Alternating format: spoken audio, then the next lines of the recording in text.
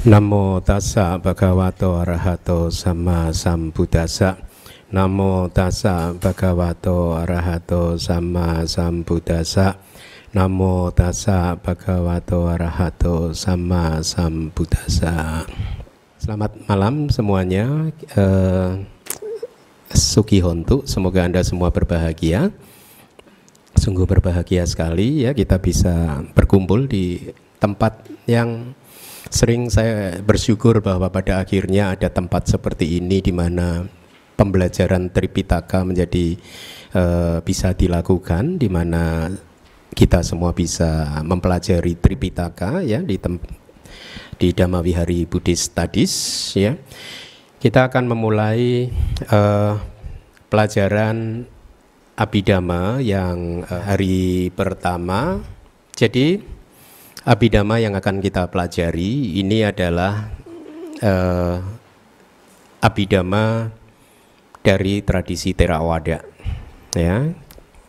Karena di tradisi Mahayana mereka juga mempunyai Abhidhamma tersendiri yang slightly different, hanya sedikit saja perbedaannya.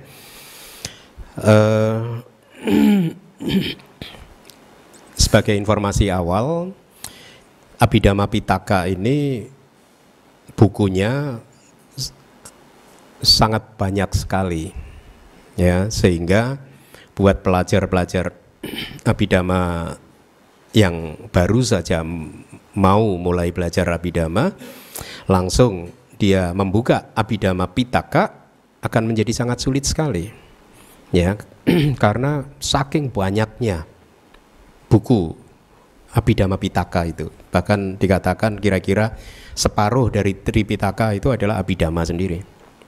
Ya, karena sedemikian luasnya, akhirnya metode atau guru-guru di masa lalu, para arahat di masa lalu mengarang buku-buku yang disebut Atthakatha.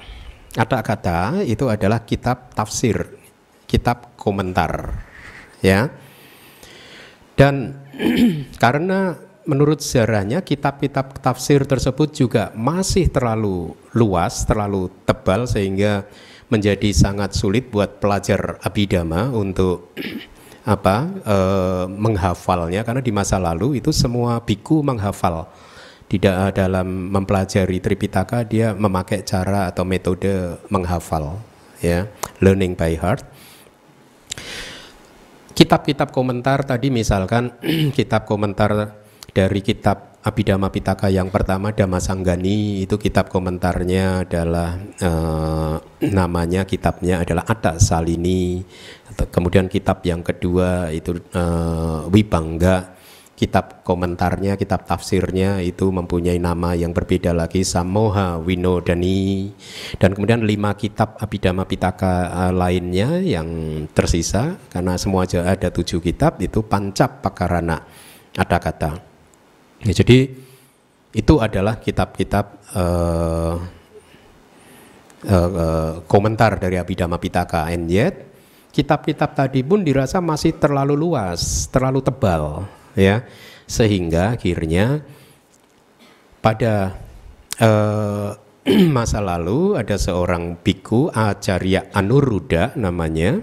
Beliau menulis membuat kitab yang sangat singkat, kira-kira hanya terdiri dari 50 halaman kecil saja ya, dan kitab itu berisi ringkasan dari Abhidhamma Pitaka ya. Dan kitab tersebut yang dinamakan Abhidhamma Tak Sanggaha, artinya Abhidhamma Atta Sanggaha, kompendium, risalah, ringkasan dari segala hal yang ada di kitab Abhidhamma ya. Jadi kitab Abhidhamma Tak Sanggaha ini adalah kitab komentar. Kita belum masuk ke Abhidhamma Pitaka sendiri ya. Meskipun nanti di dalam kelas ini saya akan quote hal-hal dari informasi-informasi yang ada atau kita temukan di Abhidhamma Pitaka, tetapi apa yang kita pelajari Abhidhamma Tak Sanggaha ini sebenarnya adalah judul buku. Pengarangnya adalah Acarya Anuruddha ya, lebih dari 1000 tahun yang lalu. Dan pada saat saya pulang ke Indonesia, saya mendapati kenyataan bahwa kitab ini belum ada di Indonesia, sehingga waktu itu saya encourage beberapa orang untuk menerjemahkan kitab tersebut, yakni buku karangan Biku Bodhi, karena buku tersebut sangat bagus ya. Ada itu seperti buku itu ya, yang Pak Indra bawa itu ya, meskipun terjemahannya masih jelek ya, tetapi kitab tersebut adalah kitab Abhidhamma Sanggaha. Dan saya dengar sekarang ada kitab Abhidhamma Sanggaha karangan Dr. Mentimun ya. Dan saya pernah melihat secara sekilas, ternyata itu juga berisi Abhidhamma Sanggaha. Jadi kitab Abhidhamma Sanggaha itu hanya terdiri dari 9 bab, tidak lebih tidak kurang ya. Ya, bab pertama itu tentang cita, bab kedua tentang cetasika, dan seterusnya ada 9 bab. Nah, kitab inilah yang akan coba kita pelajari, tetapi karena kitab ini pun sangat padat, hanya 50 halaman saja, akhirnya muncul kitab-kitab penjelasan dari kitab Abhidhamma Sanggaha ya, kitab tika istilahnya, sub komentar atau sub tafsir. Jadi penjelasan atau komentar terhadap gata atau penjelasan yang ada di kitab Abhidhamma Sanggaha ini. Dan informasi ini sangat penting saya sampaikan karena ini akan menyangkut dengan cara belajar kita.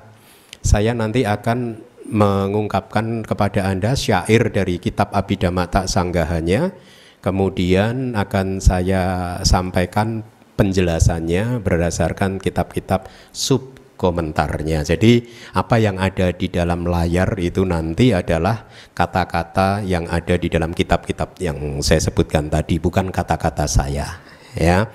Baik, mari kita lihat Sanggaha, saya singkat saja, itu singkatan dari Abhidhamma Sanggaha.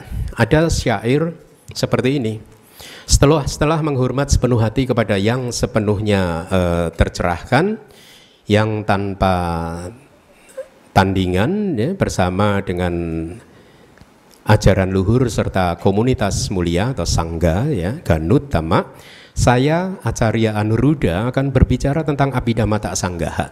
Jadi ini kalimat ini ada di kitab Abhidhamma Sanggaha.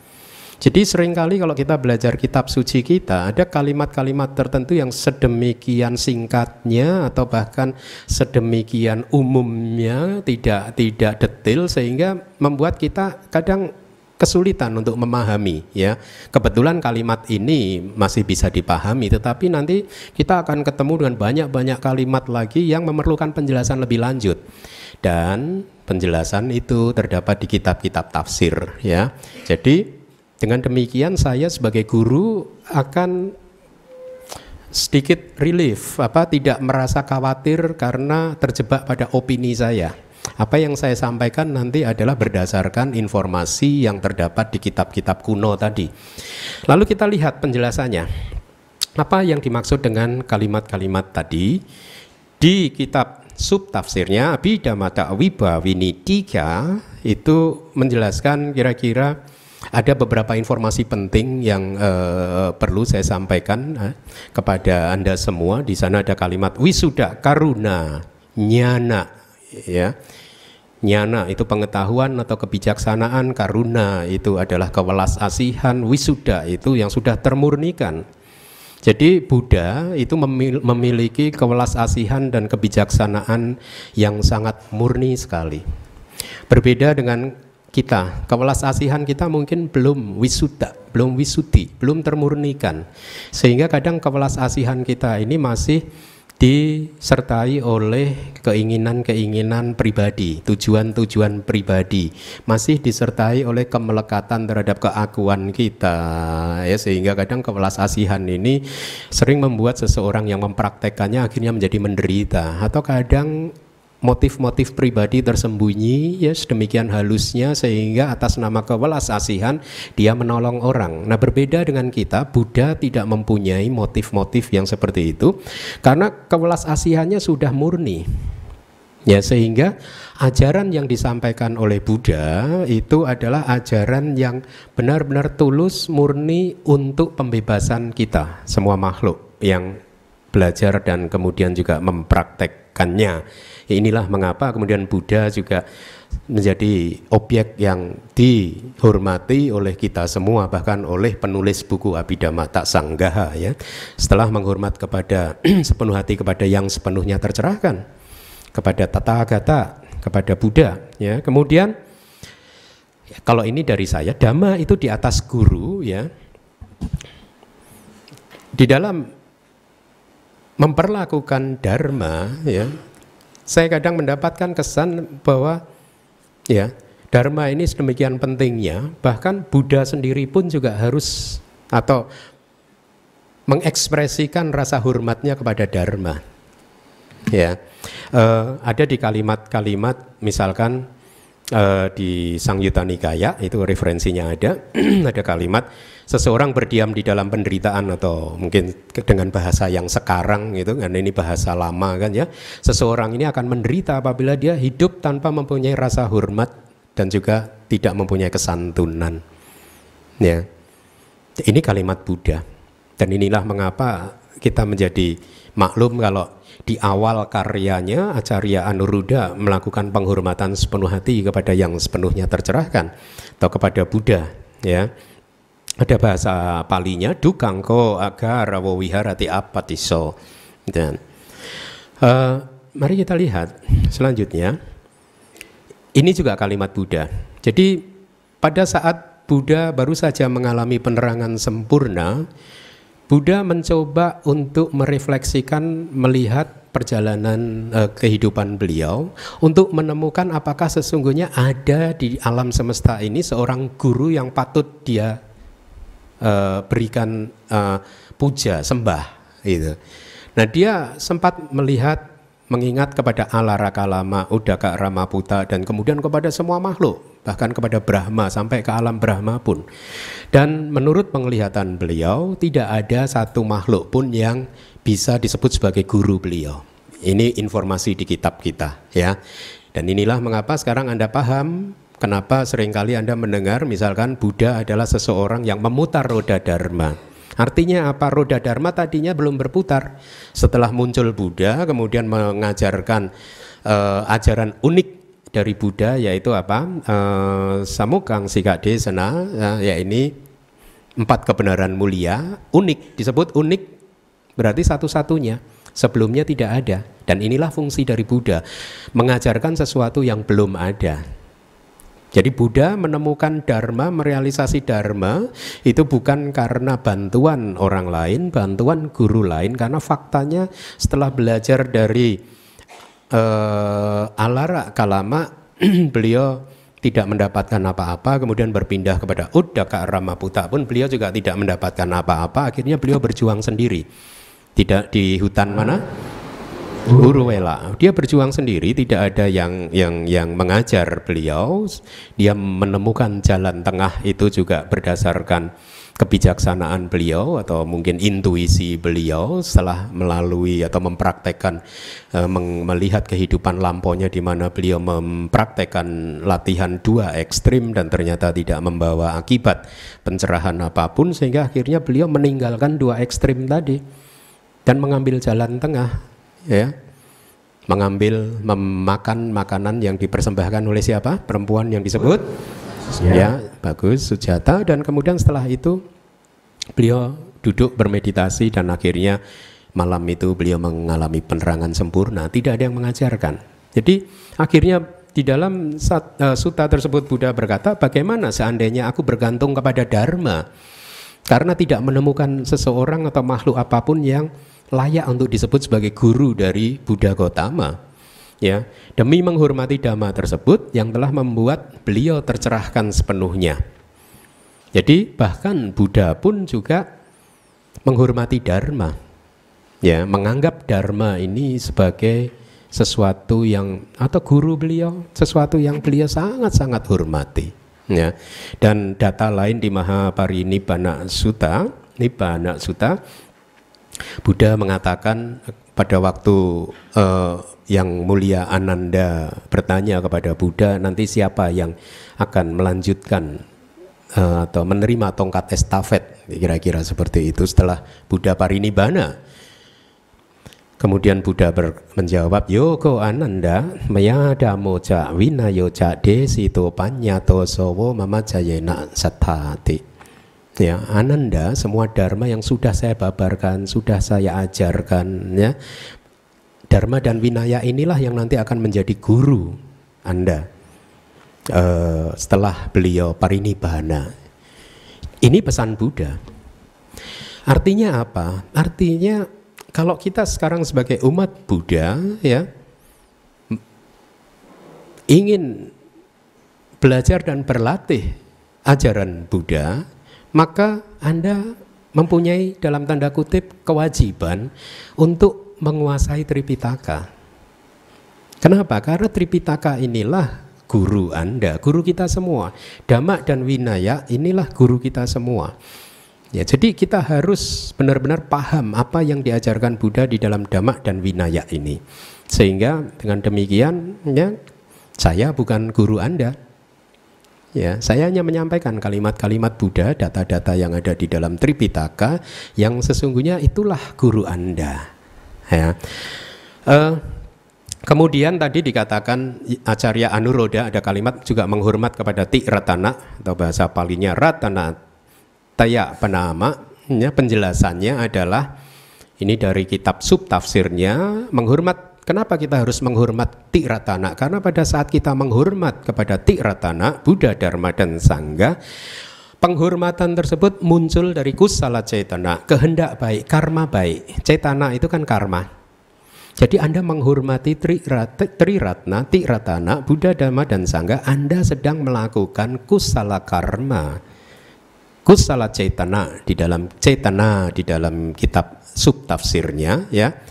Nah, cetana nanti Anda belajar di dalam Abhidhamma Tak Sanggaha di bab kedua, yang disebut cetana atau kehendak itu adalah satu cetasika yang ada atau energi di dalam batin kita yang fungsinya adalah menggerakkan semua cetasika yang lain untuk mencapai sasarannya, untuk mencapai apa yang menjadi kehendak dari cetana tadi. Jadi pada saat kita menghormat kepada Ti Ratana, maka semua perhatian kita akan tertuju kepada Buddha, Dhamma, dan Sangha. Ya, dengan demikian maka Anda sudah sempurna melakukan karma baik. Jadi di dalam kitab subtafsirnya kalimatnya kusala cetana atau karma baik tadi akan menggerakkan semua cetasika yang muncul bersamanya. Jadi karena kehendak itu tidak muncul sendiri, ada energi batin atau cetasika yang lain yang disebut misalkan pasa, kontak. Kontak itu satu energi di dalam batin kita yang membuat bola mata kita bertemu dengan Buddha Rupang ini dan kemudian menghasilkan kesadaran mata untuk melihat ke Buddha Rupang, yang bisa mempertemukan Buddha Rupang, bola mata dan kesadaran mata saya itu energi yang lain, cetasika yang lain yang disebut passa, kontak. Sehingga kontak akhirnya membawa kesadaran kita kepada Buddha, Dhamma, dan Sangha. Kemudian ada cetasika yang lain yang disebut wedana, perasaan. Ya, dan perasaan ini juga akan menuruti keinginan dari kehendak tadi, dari cetana tadi untuk bisa mengalami atau menikmati objeknya Buddha, Dhamma, dan Sangha, dan ada faktor-faktor batin yang lain. Semuanya dikoordinir oleh cetana atau karma atau kehendak. Dia bersama-sama melakukan tugasnya untuk menghormat kepada Ti Ratana, ya. Jadi kehendak baik ini akan fungsinya apa? Jadi kalau Anda bahkan hanya menghormati kepada Ti Ratana saja, Buddha, Dhamma, dan Sangha, ini kan objek terbaik kan, ya. Maka pada saat itu Anda melakukan karma baik. Manfaatnya apa? Manfaatnya adalah di sana disebutkan upapilaka, upacedaka kama. Jadi akan mencegah kemunculan dari karma penghalang dan karma penghancur. Artinya kalau Anda melakukan karma baik apapun itu, ya, dalam hal ini adalah menghormat kepada Ti Ratana, karma baik ini akan bisa menghalangi kemunculan karma-karma buruk yang kita lakukan di masa lalu. Ya, inilah mengapa kalau ada seseorang yang kehidupannya sedang tidak baik, maka saran Buddhis yang sangat umum adalah Bante, kenapa kehidupan saya kok masih tidak baik, masih penuh kesulitan dan lain-lain. Rezeki juga tidak lancar. Gimana supaya rezekinya lancar? Berdanalah. Melakukan karma baik. Terus perbanyak karma baik Anda sehingga akhirnya karma-karma penghancur, karma penghalang ini bisa terhalangi sehingga akhirnya tidak muncul lagi. Sehingga akhirnya kehidupan Anda menjadi manis lagi. Ya, jadi inilah juga yang kadang sering disalahpahami umat di Indonesia ini. Dulu pada masa-masa awal saya membangun pusat pendidikan Buddhis di Jakarta ini, seringkali ada kata-kata misalkan Bante Keminda itu gila hormat. Setiap kali ada umatnya duduk di lantai, dia duduk di kursi, kemudian umatnya dibiarkan untuk bersujud bernamaskara 3 kali. Kalau saya kan namaskaranya hanya 1 kali aja. Ya. Nah, kalimat-kalimat seperti ini muncul dari ketidaktahuan saja. Kenapa saya membiarkan Anda untuk bersujud 3 kali, menghormat 3 kali? Bukan untuk saya loh. Anda menghormat tersebut adalah untuk Anda sendiri. Anda sedang melakukan karma baik untuk Anda sendiri. Saya malah berada dalam keadaan bahaya. Kalau Anda memberi hormat kepada saya, kalau saya tidak mindful, kemudian saya menganggap, kamu menghormat kepada saya, ada kesombongan di sana, ada kemelekatan di sana. Sehingga apa? Yang terjadi adalah hubungan Anda menghormat melakukan karma baik, saya memunculkan kesombongan melakukan hal yang tidak baik. Jadi Anda menghormat kepada objek yang tidak baik. Objek yang sombong. Ya, hal-hal seperti ini harus dipahami oleh umat Buddha di Indonesia. Kalau Anda memberikan hormat kepada anggota sangga, ya, sesungguhnya Anda sedang melakukan karma baik, dan karma baik ini akan bermanfaat buat Anda karena menghormati seseorang yang pantas untuk dihormati itu adalah blessing. Ya, di samping itu juga kebajikan. Ya. Jadi dengan melakukan penghormatan kepada Tiratana, si pengarang buku Abhidhamma Sanggaha, yakni Acarya Anuruddha, berusaha untuk melakukan karma baik supaya apa? Ya, berharap tidak ada halangan rintangan di dalam usahanya untuk meringkas kitab Abhidhamma Pitaka. Jadi inilah Tiratana dihormati di awal dari buku tersebut supaya terhindar dari kesulitan dalam memahami, dan juga buat pelajar-pelajar juga dalam rangka menghafal teks. Inilah mengapa tadi di awal saya mengucapkan puji kepada Buddha Gautama, ya. Nah, sekarang definisi Sama Sambuddha. Di dalam kitab tafsir dijelaskan bahwa seorang Sama Sambuddha itu adalah mereka yang, atau dia yang memahami semua dharma dengan sempurna oleh dirinya sendiri, tidak dengan bantuan orang lain. Pencapaian Sama Sambuddha adalah hasil pencapaian puncak dari latihan parami dia untuk menyempurnakan kualitas-kualitas baik beliau, dan beliau mengetahui dan memahami segala sesuatu baik yang berkondisi maupun tidak dengan kekuatan penembusan ke dalam karakteristik dari semua fenomena. Betapa banyak manusia menghabiskan sisa kehidupannya sampai meninggal dunia bahkan tidak memahami karakteristik dari kehidupan ini saja. Apa karakteristik umum dari kehidupan ini? Anicca, dukkha, anatta. Ya, jangan berpikir bahwa yang tidak paham adalah umat non-Buddhis. Umat Buddha juga banyak yang nggak paham. Termasuk saya, mungkin kalau paham berarti udah jadi Arya. Ya. Nah, kemudian kata Buddha berasal dari akar kata Bud. Ini juga dari kitab tafsir, semua dari kitab-kitab tafsir, yang berarti terbangun, jagarana, dan mengembang. Ini penting, mengembang, ya. Jadi bangun oleh usahanya sendiri dan tidak dibangunkan oleh orang lain. Beliau telah menghilangkan kebodohan yang tertidur sampai ke akar-akarnya. Apa itu kebodohan yang tertidur? Avijja, anusaya. Ya. Kebodohan. Jadi sampai ke akar-akarnya, artinya apa? Kebodohan sudah tidak bisa muncul lagi. Pada saat kebodohan sudah tidak bisa muncul lagi, maka semua kilesa juga tidak bisa muncul lagi. Karena ada dua yang disebut sebagai akar dari samsara yang membuat seseorang itu terikat pada samsara. Ya ini apa?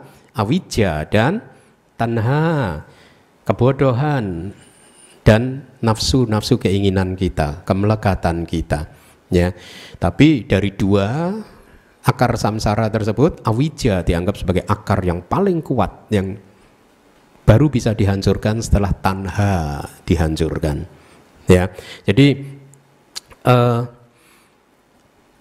di dalam kalimat beliau telah menghilangkan kebodohan yang tertidur sampai ke akar-akarnya juga berarti bahwa semua kilesa-kilesa atau kekotoran batin yang lain pun sudah hancur, ya, sampai ke akar-akarnya, berarti tidak bisa muncul lagi, ya. Nah, berkaitan dengan kata mengembang tadi, ini ada perumpamaan yang sangat indah. Sekuntum teratai itu mengembang pada saat bercampur terkena sinar matahari, dia akan mengembang, ya. Maka dengan bercampurnya pengetahuan jalan tertinggi, agak maga nyana, ya, jadi Buddha mencapai pengetahuan jalan yang tertinggi, ya, maka kemahatauan beliau sabbanyuta nyana mengembang dengan sempurna, ya. Jadi arti mengembang di sini akhirnya adalah bahwa dia telah mencapai kesempurnaan. Nanti akan saya sampaikan kenapa dia disebut sebagai manusia yang sempurna, ya. Jarang sekali kita merenungkan atau menganggap sederhana kalimat bahwa Buddha ini adalah manusia yang sempurna. Tetapi seberapa jauh Anda memahami bahwa Buddha ini manusia yang sempurna? Anda mungkin mengatakan, kalau mengatakan Buddha ini manusia yang sempurna berarti tidak ada bedanya dong dengan Tuhan. Ya, nanti akan saya sampaikan kenapa beliau ini disebut sempurna. Ya, selanjutnya ada kalimat tadi atula yang tanpa tandingan. Ya, apa yang dimaksud di sini? Nah, ini menariknya, kalau Anda memahami kitab-kitab tersebut, maka Anda terbebas dari opini. Anda terbebas dari pendapat pribadi. Apa sih yang dimaksud dengan sama Sam Buddha? Apa sih yang dimaksud dengan menghormati ratana? Apa sih yang dimaksud dengan atula atau yang tidak tertandingi? Maka di kitab subtafsirnya disebut tidak tertandingi dalam hal sila, samadhi, panya dan lain sebagainya. Pengetahuannya, kemahatauannya, beliau tidak tertandingi. Tidak ada arahat-arahat di muka bumi di dalam kalpa ini yang bisa menandingi Buddha dalam hal sila, samadhi, panya, sabbanyuta nyana atau kemahatauan beliau tentang segala fenomena dengan sifat-sifat atau karakteristiknya. Coba Anda bayangkan, saat ini Anda memahami apa yang disebut di dalam Abhidhamma cita atau kesadaran. Anda paham, buat Anda yang sudah belajar Abhidhamma, Anda paham apa yang disebut cita atau batin atau kesadaran. Apa yang disebut cetasika, ya, faktor-faktor batin, misalkan termasuk dalam pancakanda itu misalkan wedana, sanya, persepsi, perasaan, sangkara, formasi-formasi batin. Anda mengetahui ini karena Anda belajar dari guru Anda. Tetapi bayangkan Buddha yang pertama kali menembus ini, bagaimana mungkin beliau bisa melihat cita dan cetasika, ya, yang sedemikian lembutnya, dan beliau bisa membeda-bedakannya.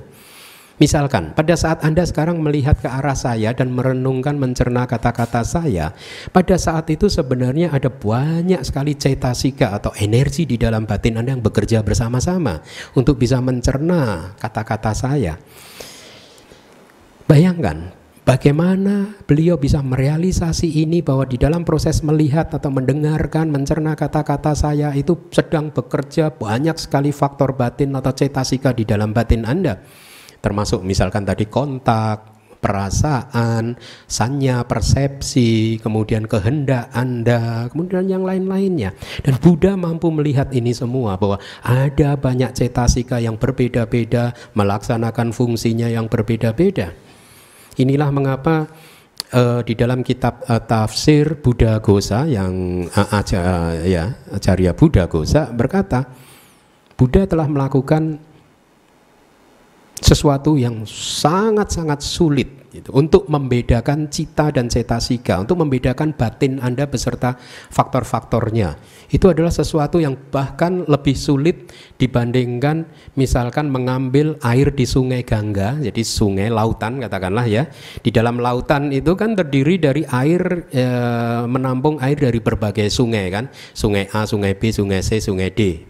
Oke, ya.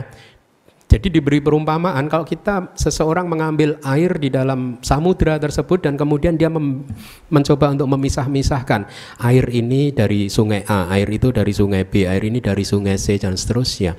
Bahkan memisahkan, membedakan batin kita ke dalam cita dan cetasika ini lebih sulit daripada itu. Jadi ini tentu saja hanya perumpamaan yang dipakai oleh Arahat di masa lalu untuk menunjukkan kepada kita betapa beliau ini memang makhluk yang tanpa tandingan. Ya, jadi bahkan Buddha sendiri mengatakan di dalam Anguttara Nikaya, itu referensinya ada di Sangyutta Nikaya juga ada, Itivuttaka juga ada. Kira-kira kalimatnya, oh para biku di antara para makhluk yakni yang tanpa kaki, 2 kaki atau bahkan 4 kaki, Tathagata dinyatakan sebagai yang tertinggi. Ya, inilah mengapa Tathagata disebut sebagai yang tidak tertandingi. Kemudian ada juga kata-kata, ada satu orang para biku, ini juga kalimat Buddha yang unik, tanpa tandingan, tidak ada duanya, tidak bisa dibandingkan, tidak ada yang menyamainya dan seterusnya, terbaik di antara manusia yaitu Sang Tathagata Arahat yang tercerahkan sempurna. Jadi berdasarkan informasi-informasi inilah kemudian Acarya Anuruddha mengatakan bahwa Buddha ini adalah yang tanpa tandingan. Jadi saya ingin di awal kelas kita yang pertama ini ingin memberikan pemahaman kepada Anda bahwa hubungan antara kitab induk Tripitaka, kemudian kitab komentar dan yang di bawahnya kitab sub komentar itu sangat erat sekali. Ya, seringkali seseorang atau umat Buddha atau bahkan anggota Sangha tidak memandang penting kitab komentar dan kitab sub komentar. Jadi kalau kita tidak melihat kepada kitab komentar dan kitab sub komentar, ya nanti seiring berjalannya waktu dengan kelas-kelas kita, Anda akan, saya harap mulai bisa mengapresiasi bahwa oh, kitab komentar dan kitab sub komentar itu sangat penting sekali ternyata. Karena dia menjelaskan hal-hal yang di dalam kitab induknya, mulanya itu tidak jelas. Ya, nah,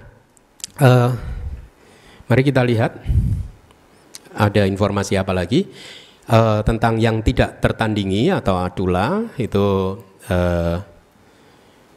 Kenapa dia disebut sebagai makhluk yang tidak tertandingi? Karena untuk bisa menjadi seorang Sama Sambuddha, dia harus mencapai banyak sekali kesuksesan atau keberhasilan. Yang pertama adalah keberhasilan akar atau hetu atau sebab. Ya, apa itu yang disebut keberhasilan sebab? Nah, ini seorang Buddha untuk bisa menjadi Buddha dia harus mencapai ini, memenuhi keberhasilan sebab. Yakni motivasi untuk menjadi Buddha itu didasari oleh kewelas asihan yang maha besar, maha karuna, dan juga harus memenuhi atau terpenuhinya syarat-syarat pencerahan yang sempurna, bodhisambara. Berbeda dengan kita. Ya, tadi atau di setiap kali melakukan kebajikan biasanya saya membimbing para umat untuk melakukan pelimpahan jasa. Di sana salah satunya adalah idang me punyang, kemudian bodhi nyanasa, semoga jasa kebajikan ini bisa menjadi pendukung untuk menjadi seorang yang tercerahkan sempurna. Kadang motivasi kita tidak murni gitu. Tetapi seorang bodhisatta pada saat dia mengucapkan aspirasinya ingin menjadi seorang Buddha, maka dia benar-benar mengucapkannya dengan hati yang murni. Saya tidak ingin tercerahkan sendiri, saya tidak ingin menyeberang sendiri, tetapi sebagaimana saya yang tercerahkan, saya juga ingin mencerahkan makhluk lain. Saya ingin juga menyeberangkan makhluk lain dan seterusnya. Buddha, Bodhe yang masih ingat ya. Jadi motivasi inilah yang harus dipunyai oleh seseorang. Tidak semua manusia kemudian Anda nanti pulang ke rumah di depan Buddha Rupang, mulai detik ini saya beraspirasi menjadi seorang sama-sama Buddha. Tapi kalau motivasinya tidak murni, maka Anda tidak mencapai kesuksesan sebab, hetu sampada. Ya. Kemudian dia harus juga memenuhi pala sampada, keberhasilan buah. Apa itu yang disebut keberhasilan buah? Jadi ini adalah syarat-syarat untuk menjadi seorang Buddha, ya, yang tidak tertandingi. Ada 4 mungkin. Keberhasilan yang pertama adalah tentang kebijaksanaan, dia harus sempurna, ya. Ini muncul dari kebijaksanaan jalan magga nyana yang menjadi landasan kemahatauan dan akar dari dasak balak. Nanti akan saya jelaskan apa itu 10 power, 10 kemampuan, 10 power. Nah, Anda lihat kenapa seorang Buddha bisa menjadi seorang yang sabanyu, maha tahu. Dia bisa mengetahui si A nanti terlahir di alam mana, atau dulunya dia terlahir sebagai apa dan seterusnya, dan bagaimana dia nanti mencapai arahat. Beliau tahu. Kenapa hal ini terjadi? Seperti tadi perumpamaan bunga teratai, begitu terkena sinar matahari maka dia mengembang secara sempurna. Pada saat kebijaksanaan jalan dia itu muncul, maka kemahatauan dia juga berkembang secara sempurna. Jadi ini yang disebut keberhasilan buah untuk bisa menjadi seorang yang tidak tertandingi. Keberhasilan untuk letting go, meninggalkan pahana sampada, yakni keberhasilan beliau untuk menghancurkan semua kilesa termasuk yang paling halus, ya, sehingga kilesa tersebut tidak muncul lagi. Kemudian yang selanjutnya, keberhasilan dari kemuliaan atau anubawa sampada, yakni apa? Penguasaan dalam pemenuhan dari apa yang diinginkan. Artinya beliau mempunyai aspirasi untuk menjadi seorang sama-sama Buddha, dan beliau benar-benar disiplin, berjuang keras selama berapa? 100.000 kalpa dan 4 asangkaya, meniti karir sebagai bodhisatta, ya, menyempurnakan parami-paraminya. Ada berapa parami yang disempurnakan oleh Buddha? 10 atau 30? 30. Ya. Ada banyak sekali parami. Kalau kita berdana, katakanlah, kita 10 parami saja untuk bisa menjadi arahat. Tetapi 10 parami tidak cukup untuk membuat seseorang menjadi Buddha. Dia harus, kalau kita hanya berdana, Anda berdana misalkan materi, ya. Bodhisatta berdana lebih dari materi. Tubuhnya aja didanakan, anak istrinya aja didanakan. Anda jangan tiru-tiru dia. Karena kadang umat kita itu mengambil contoh yang salah, memahaminya salah. Contohnya sih benar, tapi dipelesetkan untuk kepentingan pribadi dia. Contohnya dulu di Singapura itu ada umat Buddha yang datang kepada saya, seorang istri dan 2 orang anaknya datang kepada saya dalam keadaan dengan menangis. Dia mengatakan kepada saya bahwa mereka semua sedang berada dalam kesedihan yang sangat mendalam karena suaminya declare ingin menjadi seorang biku. Jadi syoklah anak istrinya. Dan suaminya ini memang sudah berperilaku seperti layaknya seorang biku. Dia dicukur habis terus, gitu. Gundul terus selama saya dari pertama melihat dia sampai saya meninggalkan Singapura, itu dia gundul terus, gitu. Jadi istrinya meminta pendapat saya bagaimana ini Bante menghadapi ini, gitu. Karena kami tidak siap untuk ditinggal dia, gitu. Nah, akhirnya dengan niatan yang baik saya panggillah suaminya. Ini sebagai informasi untuk Anda, suaminya ini pekerjaannya adalah sopir taksi di Singapura. Ya, saya panggil, saya bicara pelan-pelan kepada dia, tapi dia tetap keras. Bante, ini gimana sih, ada seseorang pengen jadi biku kok nggak didukung? Lalu saya bilang, ini bukan masalah dukung atau tidak mendukung, tapi kita harus mempertimbangkan efek yang mungkin ditimbulkan oleh keputusan kamu, gitu. Kamu sudah mempunyai anak dan istri, dan anak kamu masih kecil-kecil, bagaimana coba bayangkan, gitu. Jawaban dia apa? Kalau dulu Pangeran Siddhartha mendengarkan nasihat Bante, dia nggak jadi Buddha. Kelihatannya benar kan contohnya kan? Tetapi saya menjawab, hai, dia pangeran, kamu bukan. Pada saat Pangeran Siddhartha meninggalkan kerajaannya, ya, secara materi anak istrinya tidak akan menderita di dalam kehidupan karena kemiskinan itu adalah penderitaan. Ya, dali diang bikawe dukang loka semingka mabogino. Itu kata-kata Buddha. Dali diang bikawe oh para biku. Dali diang kemiskinan. Dukang loka seming adalah penderitaan di dalam dunia ini buat mereka yang masih menempuh kehidupan seperti ini loh. Seperti Anda-anda ini loh. Itu kata-kata Buddha. Jadi saya nasihati dia, pertimbangkanlah, pikirkanlah yang matang gitu. Jangan tergesa-gesa dan seterusnya. Ya. Tapi nasihat saya tidak didengarkan dia. Jadi Buddha mempunyai keinginan menjadi seorang sama Sambuddha dan dia berjuang keras. Ini yang dimaksud penguasaan di dalam memenuhi apa yang sudah diaspirasikan dia.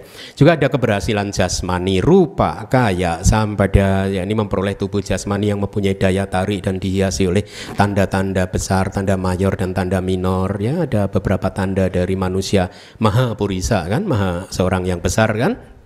Ya jadi inilah yang kemudian membuat beliau menjadi seorang sama Sambuddha yang tidak tertandingi. Atula, ya. Kemudian di dalam kitab subtafsir juga ada istilah satu pakara atau membantu makhluk. Seorang Buddha mencapai kebuddhaannya untuk membantu makhluk.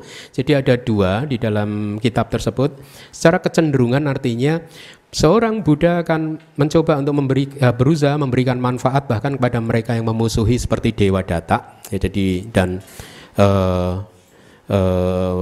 serta menunggu kematangan indera-indera mereka yang belum matang. Artinya kalau menurut beliau seseorang ini belum siap diajari dharma, maka beliau tidak mengajarkan dharma.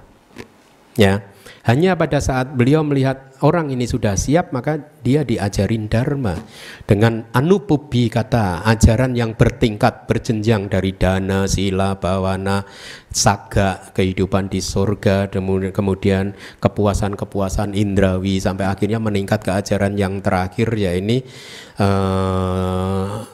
samu kang sikade sana, yakni ajaran unik dari Buddha, yakni 4 kebenaran mulia yang membuat akhirnya orang tersebut menjadi orang yang tercerahkan, jadi Sotapanna, Arya atau bahkan Arahat. Juga dengan metode latihan Payoga, yakni mengajarkan dharma yang membebaskan makhluk dari penderitaan melalui 3 kendaraan, yakni sila, samadhi, dan panya, tanpa pamrih untuk mendapatkan keuntungan apapun ataupun juga penghormatan. Jadi ini kira-kira sifat ciri karakteristik dari guru agung kita yang tidak tertandingi, ya. Kemudian dhamma, apa yang dimaksud dhamma? Apa yang Anda pahami? Anda sudah mendengar kata-kata dharma ini berkali-kali, tapi apa definisi yang bisa kita dapatkan dari kitab komentar ataupun kitab tafsir? Dharma adalah sesuatu yang bisa memegang seseorang supaya tidak terjatuh ke dalam 4 alam apaya. Apa itu 4 alam apaya? 4 alam yang apaya, tanpa kebahagiaan. Jadi 4 alam yang tidak ada kebahagiaan sama sekali, ya. Yap. Ya, alam neraka, peta, asura, dan tirajana yoni. Alam neraka, alam hantu, alam asura. Ini semacam setan, ya, atau raksasa itu, ya. Dan kemudian alam binatang, ya. Jadi dengan dharma, kalau Anda belajar dan berlatih dharma, maka Anda bisa terhindar dari kelahiran di 4 alam tersebut. Di samping itu, kalau Anda belajar dan berlatih dharma, Anda bisa terhindar dari kesedihan di dalam kehidupan Anda saat ini, ya. Serta juga penderitaan di dalam kehidupan Anda saat ini. Hanya dharma lah yang bisa membuat kita tenang dan damai. Tadi sebelum kelas saya berkata dengan salah satu dari Anda bahwa paling tidak manfaat saya berlatih dharma sampai hari ini adalah membuat hidup saya menjadi ringan dan saya menjadi lebih bisa menikmati kehidupan saya, gitu. Menikmati apa yang ada, gitu. Jadi inilah yang dimaksud dengan dharma. Kadang kita mendengar istilah ada 10 dharma, kadang ada 9 dharma. Anda harus tahu ini istilah-istilah teknis. Kalau 10 dharma yang dimaksud di sini adalah 4 magga. Magga jalan itu adalah kesadaran yang bisa membuat kita menjadi seorang tercerahkan, yang menghancurkan kekotoran batin kita, itu disebut jalan. 4 buah, yakni pala, cita, kesadaran buah yang bisa setelah jalan maka muncul buah. Jalan fungsinya menghancurkan kekotoran batin, buah fungsinya adalah menenangkannya sehingga batin menjadi stabil. Kira-kira seperti itu. Yang ke-9 adalah nibbana, 9 dharma. Kalau 10 dharma berarti ditambah yang ke-10 adalah pariyati. Ini yang kadang di Indonesia tidak dianggap penting. Apa itu pariyati? Belajar Tripitaka, menguasai Tripitaka, menguasai Dhamma dan Vinaya. Itu sangat penting sekali. Dharma juga menghancurkan kekotoran batin kita melalui jalan Arya Magga dengan Nibbana sebagai objeknya. Nanti pada satu saat kalau Anda, kita semua tercerahkan, kesadaran jalan muncul, pada saat itu batin kita menangkap Nibbana sebagai objeknya. Saat ini kesadaran Anda menangkap suara saya sebagai objek telinga Anda.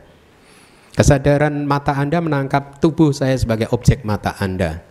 Ya, tapi satu saat nanti pada saat kita tercerahkan, magga, pala muncul, jalan dan buah muncul, maka magga dan pala, jalan dan buah ini mengambil objeknya adalah nibbana. Anda akan melihat nibbana. Ya. Kemudian dharma juga bisa diartikan sebagai buah dari samatha maupun buah dari pariyati. Misalkan buah dari samatha, Anda berlatih samatha dan mencapai jhana. Ya, maka itulah dharma. Ya, pariyati juga kadang disebut dharma, Tripitaka juga kadang disebut dharma, sasana, ajaran Buddha itu juga disebut dharma. Ya, sekarang kita akan mencoba melihat apa yang dimaksud dengan sat dhamma, ajaran yang murni, sublime dhamma, ajaran yang luhur. Jadi di dalam kitab tafsir disebutkan yang dimaksud ajaran yang luhur sat dhamma adalah dharma dari orang-orang yang baik, sappurisa, ya. Dharma dari seorang Buddha itu adalah dharma yang baik, ya. Orang-orang suci, Arya Pugala, atau dharma yang benar-benar ada, eksis dan menuntun kita ke nibbana. Segala sesuatu yang menuntun kita ke nibbana adalah dharma. Anda ingat, ya, pada saat Mahapajapati Gautami menghadap Buddha dan bertanya kepada Buddha, Buddha, saya kadang bingung. Pada saat saya tinggal di hutan, seringkali ada biku yang lewat di dalam hutan tersebut dan dia berhenti kemudian membabarkan dharma. Biku A membabarkan dharma, biku B membabarkan dharma, biku C membabarkan dharma. Lalu bagaimana caranya supaya saya tahu bahwa ini adalah ajaran dari guru gitu? Atau Upali juga pernah menanyakan hal yang sama. Jawabannya sedikit berbeda. Ya, Buddha mengatakan kalau Anda belajar dharma dan membuat Anda wiraga muncul, wiraga itu dispassion muncul, membuat Anda menjadi semakin tidak melekat kepada dunia ini, maka itu adalah dharma. Ya, dan seterusnya, ada banyak sekali definisi. Nibbida itu jemu terhadap dunia ini, muncul tekad mulai hari ini lu gue en. Anda paham istilah yang saya perkenalkan berkaitan dengan dharma lu gue en? Kenapa Anda menderita? Karena Anda masih mengikatkan diri pada dunia ini, sehingga pada saat dunia ini terjadi tidak sesuai dengan apa yang Anda harapkan, Anda menderita. Paham? Dulu pada saat Anda sedang masih berpacaran, lihat setiap tingkah pola pacar Anda yang tidak sesuai dengan keinginan atau standar Anda membuat Anda menderita, betul? Ya, kalau pacar Anda berperilaku yang begini, ya, tidak mengikuti petunjuk keinginan Anda menderita, betul? Ya, tapi karena pacar Anda itu, ya, setiap kali Anda nasihati, kamu harus begini, kamu harus begitu, dia tidak pernah mau mendengarkan Anda. Dia masih aja bertindak semau dia. Akhirnya apa? Anda mengambil keputusan kan? Putus hubungan kan? Hei, pacarku, pacar Anda maksudnya bukan? Ya, hei pacar Anda, mulai hari ini lu gue en. Dan sejak hari itu pacar Anda tingkah polanya seperti apapun, Anda tetap tenang, damai dan bahagia. Betul? Tidak mengganggu Anda, tidak menghancurkan kedamaian Anda, betul? Sama dengan dunia ini. Dunia ini adalah seperti pacar Anda yang tidak suka menuruti keinginan Anda. Dunia ini muncul dan lenyap dengan sendirinya. Maka cara terbaik untuk menghadapi dunia ini adalah putus hubungan. Hei dunia, mulai hari ini lu, gue, end. Maka dunia ini mau seperti apapun, kita tetap tenang dan damai. Betul tidak? Hah? Kenapa Anda menderita? Karena Anda masih berpacaran dengan dunia ini. Putuskan hubungan pacaran Anda. Kenapa Anda punya suami istri menderita? Karena Anda enggak, saya teruskan. Saya tidak anti perkawinan, tetapi saya hanya ingin memberikan pemahaman kepada Anda ada cara yang lebih sehat untuk membina rumah tangga. Lepaskan kemelekatan Anda, maka Anda akan tenang dan damai. Ya, baik. Ajaran luhur, dhamma dari orang yang baik, orang suci dan benar-benar ada menuntun ke nibbana, berbeda dengan opini, pendapat-pendapat pribadi seseorang yang tidak eksis, tidak ada secara hakiki. Ya, kan ada kan ajaran-ajaran yang tidak menuntun ke nibbana, maka itu adalah bukan sat dhamma atau ajaran yang luhur atau dhamma yang dipuji karena memiliki kualitas swakato bhagavata dhammo, ya, santidiko akaliko ehipasiko dan seterusnya. Maka inilah sat dhamma, dhamma yang luhur. Ada 3 aspek dari dhamma. Nah, ini penting sekali. Anda harus tahu Dharma mempunyai 3 sisi, 3 aspek yang mempunyai kesatuan yang sangat erat, yakni pariyati tipitaka, penguasaan tripitaka itu penting sekali. Patipati, yakni latihan untuk mengembangkan sila, samadhi dan panya, dan patiweda, penetrasi 4 kebenaran mulia dengan Arya Magga. Kalau bahasa Palinya itu pariyati tini pitakani, yang disebut pariyati adalah tripitaka. Belajar Tripitaka, menguasai Tripitaka, dan ini adalah salah satu aspek dari Tripitaka yang Anda juga harus penuhi. Anda harus belajar Tripitaka, Anda harus memahami, menguasai Tripitaka. Pati weda, yang disebut pati adalah latihan, praktek yang berdasarkan teori tadi, pariyati. Pati wedo, saja pati wedo. Patiweda saja patiweda. Yang disebut patiweda adalah penembusan 4 kebenaran mulia. Di dalam kitab Vibhawinitika disebutkan bahwa masing-masing dari pariyati, patipati dan patiweda adalah merupakan pondasi untuk yang berikutnya. Artinya pariyati menjadi fondasi dari patipati, patipati menjadi fondasi dari patiweda. Artinya, kalau Anda ingin menembus 4 kebenaran mulia, menjadi seorang yang tercerahkan, langkah pertama kuasailah dhamma dan vinaya. Pahamilah Tripitaka, ya. Dan dengan semangat inilah maka saya terus-menerus mengajarkan Tripitaka.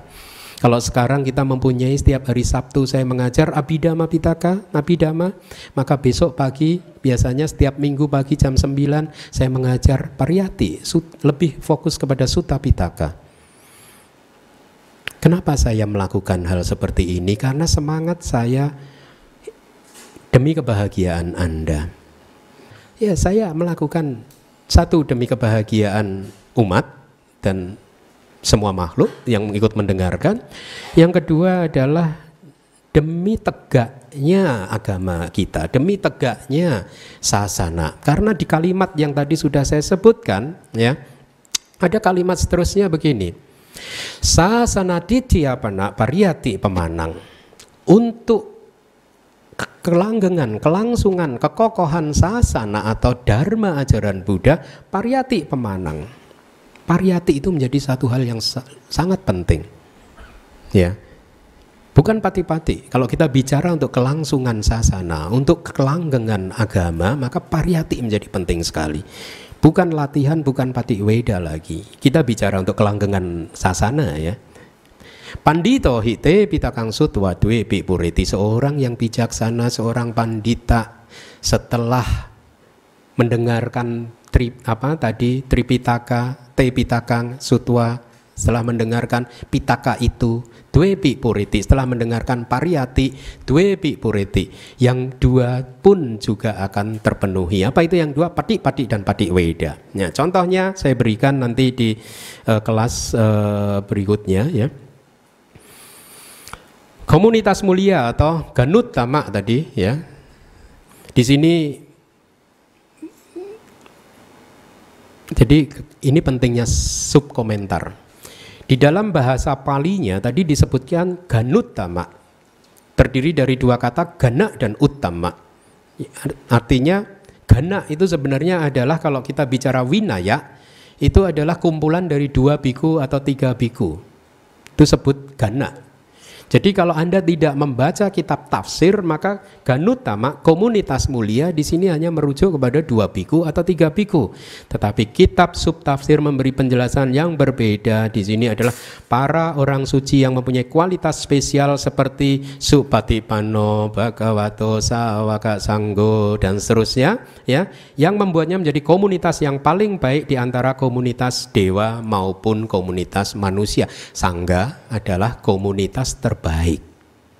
Inilah mengapa Sangga disebut Anuterang Punyaketang Lokasa, sebagai ladang yang tidak tertandingi di loka ini, di bumi ini. Kenapa? Sangga, Arya Sangga ya, Sangga yang suci, yang sudah menjadi seorang Arya, disebut sebagai ladang yang tidak tertandingi, karena dari sanggalah muncul segala kualitas-kualitas yang baik yang dibutuhkan oleh semua makhluk untuk keluar dari samsara. Jadi kenapa sekarang Anda tahu sangga ini disebut sebagai ladang kebajikan yang tidak tertandingi, ya, anutrang, unsurpassable, karena dari sanggalah muncul semua kebaikan, kebajikan yang membuat seseorang atau satu makhluk akhirnya bisa mengakhiri penderitaannya dan keluar dari samsara, merealisasi nibbana. Objek kebajikan yang tidak tertandingi bukan yang lain, tetapi sangga, Arya Sangga, bukan Sammuti Sangga. Ada sangga jenis yang lain ya, Sammuti Sangga, yakni sangga apa? Sammuti, konvensional, yakni sangga yang komunitas yang terdiri dari anggota sangga yang belum tercerahkan. Ya, yang dimaksud dengan ladang kebajikan yang tidak tertandingi adalah Arya Sangga. Ya. Kemudian, nah ini kenapa seorang Buddha disebut sebagai manusia yang tercerahkan sempurna dan juga disebut sebagai yang tidak tertandingi, karena tadi disebutkan kualitas-kualitas spesial seperti sila, samadhi, panya, dan juga kualitas yang lain seperti dasa, tata, gata, bala. Dasa itu 10, tata gata itu adalah tata gata ya, tata gata, tata agata, das gone, sudah pergi. Demikian, dia sudah pergi ke tempat yang baik.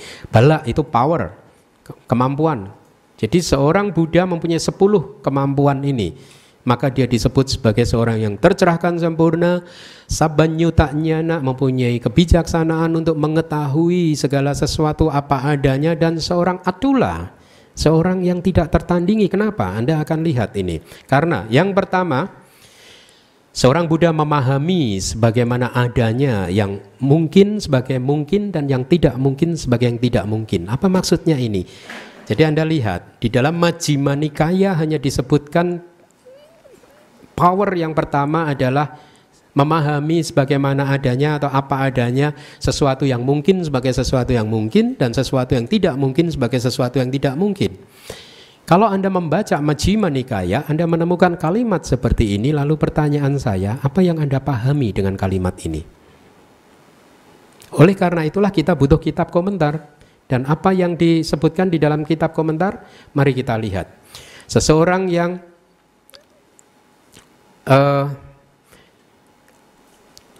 Wibangga, ya, itu ada Wibangga. Wibangga ini, jadi ini adalah dari kitab kedua dari Abhidhamma Pitaka, paragraf 809, ya. Ada informasi seperti ini. Seseorang yang mempunyai pandangan benar atau didik sampanno, ya, tidaklah mungkin adhanang dan tidak bisa anawakasa. Apa sih? Kadang adhanang tidak mungkin, anawakasa tidak bisa.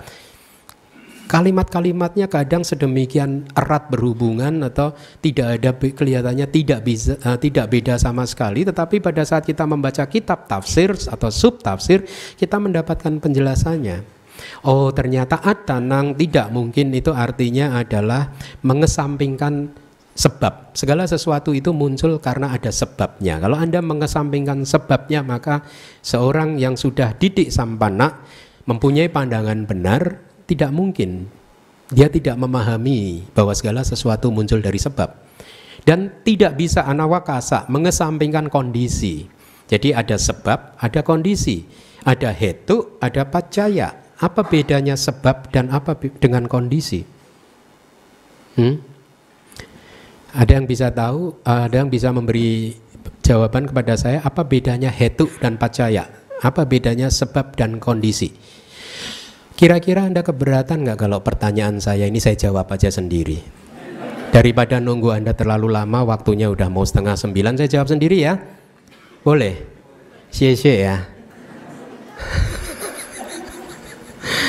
Thank you. Ya, bedanya adalah, oke, saya beri contoh yang gamblang.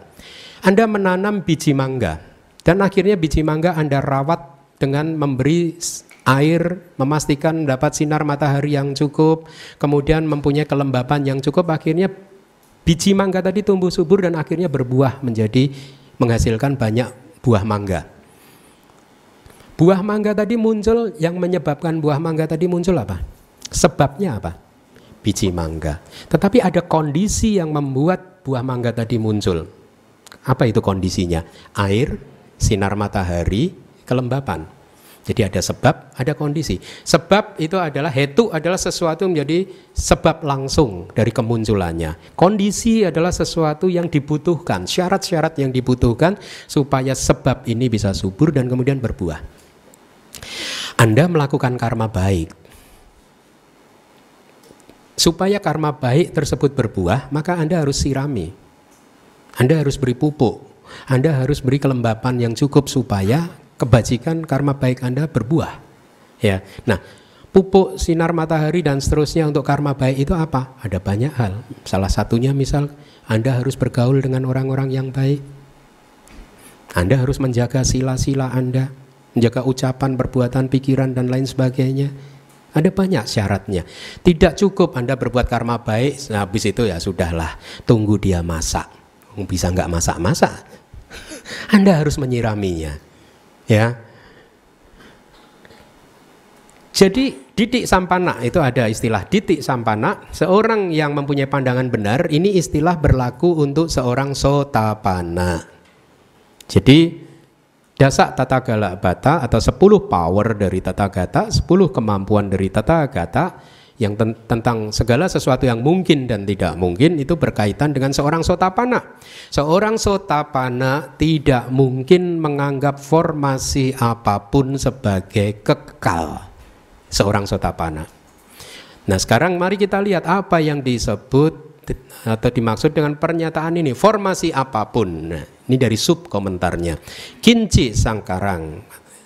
Kadang kinci, kadang kanci ya, kalau di digital Pali reader saya kanci sangkarang, tapi di buku lain kinci sangkarang.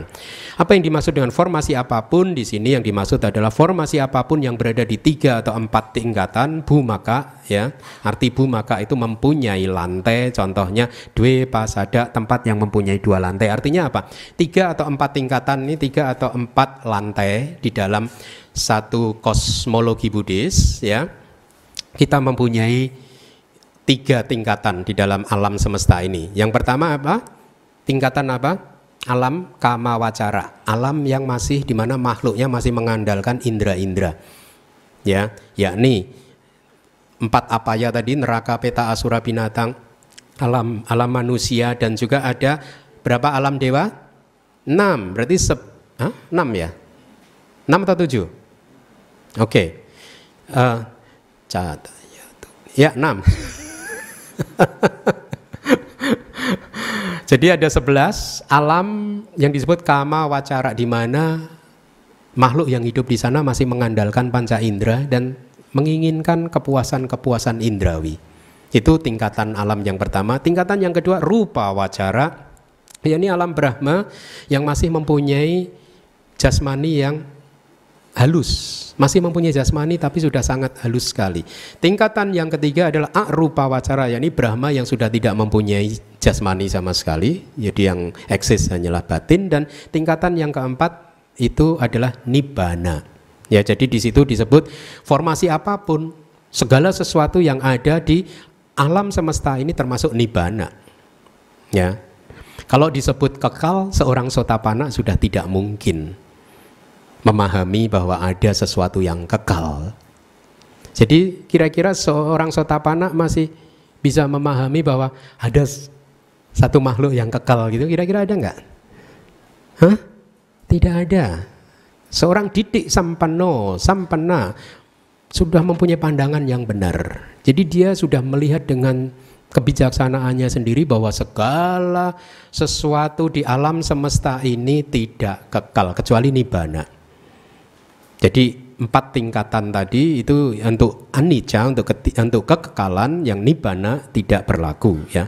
Formasi tingkatan yang keempat, catuta bhumaka atau 4 magga dan 4 pala tidak menjadi objek untuk pandangan salah, ya. Jadi kira-kira seperti itu. Kemudian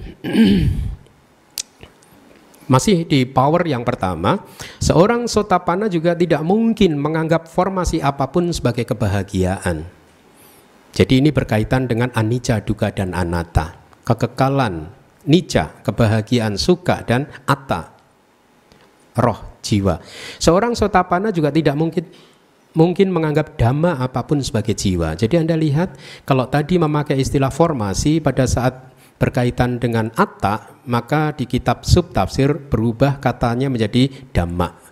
Jadi melibatkan nibbana, kasina dan lain-lain nih. Dhamma apapun, kanci, damang, di sini termasuk kasina, nibbana dan lain-lain. Untuk Arya Sawaka, seorang murid yang suci, ya, maka merujuk kepada 4 tingkatan. Untuk Puthujjana maka merujuk kepada 3 tingkatan. Kenapa? Puthujjana nibbana tidak dimasukkan semata-mata karena seorang Puthujjana artinya seorang yang belum tercerahkan, seorang umat biasa, makhluk biasa yang belum tercerahkan, belum merealisasi nibbana, ya. Arya Sawaka memahami sesuatu, atau seorang murid yang suci akan memahami sesuatu sebagai kebalikannya, gahang winiwedeti, dari apa yang dipahami oleh Puthujjana. Artinya apa? Kalau seorang yang belum tercerahkan menganggap ada sesuatu yang kekal, Arya Sawaka, no, tidak ada yang kekal. Kalau seorang yang belum tercerahkan menganggap bahwa kehidupan ini ada kebahagiaan, seorang Arya Sawaka, no, kehidupan ini penuh penderitaan. Kalau seorang yang belum tercerahkan menganggap ada jiwa, ada roh yang kekal, yang berpindah-pindah dari satu kehidupan ke kehidupan yang lain, seorang Arya Sawaka akan menjawab, no, tidak ada hal seperti itu. Yang ada adalah proses alamiah, proses fenomena alamiah dari tubuh dan jasmani ini yang saling mengkondisikan muncul lenyap, muncul lenyap, muncul lenyap. Inilah mengapa dia menjadi tercerahkan, karena dia sudah merealisasi anicca, dukkha dan anatta. Dan inilah tugas kita semua untuk merealisasi anicca, dukkha dan anatta. Caranya bagaimana? Dengan memenuhi 3 aspek dari Buddhism tadi, pariyati, patipati dan patiweda. Satu akan menjadi pondasi buat yang berikutnya. Pariyati akan menjadi pondasi buat latihan Anda, dan latihan Anda akan menjadi pondasi buat realisasi 4 kebenaran mulia dari Anda. Maka tugas pertama yang harus dilakukan adalah pariyati. Belajarlah Tripitaka, belajarlah Dhamma dan Vinaya, belajarlah Abhidhamma. Caranya bagaimana? Setiap hari Sabtu jam 7 malam sampai 9 malam datang ke sini. Ajak teman-teman Anda, semua saudara-saudara Anda, wow, di sana loh ada kelas Abhidhamma, gitu, ya. Dan saya akan terus menggali informasi-informasi dari kitab-kitab kita, ya, semata-mata karena meta saya kepada Anda, karuna saya kepada Anda, ya, compassion. Mari kita sama-sama berada di perahu penderitaan mengarungi samudra samsara ini, ya sudah seharusnya kita saling menolong, ya. Jadi sekarang kalau ada pertanyaan, Theravada itu egois, dia hanya mengejar pencerahannya sendiri, tidak ngurusin orang lain. Siapa bilang? Nah, tidak ada Theravada. Malah saya lihat di Indonesia ini yang aktif mengajar malah Theravada. Jadi kebalik dong. Baik, kira-kira sampai di sini dulu ya. Saya nanti akan upload juga ini materi ini di dalam website kita. Anda boleh nanti download dari sana ya. Dan untuk Anda pelajari di rumah sebelum Anda datang ke kelas ya. Sehingga Anda bisa siap-siap terlebih dahulu apa kira-kira yang akan kita pelajari di kelas berikutnya. Baik. Cukup ya saya rasa ya. Ya, terima kasih.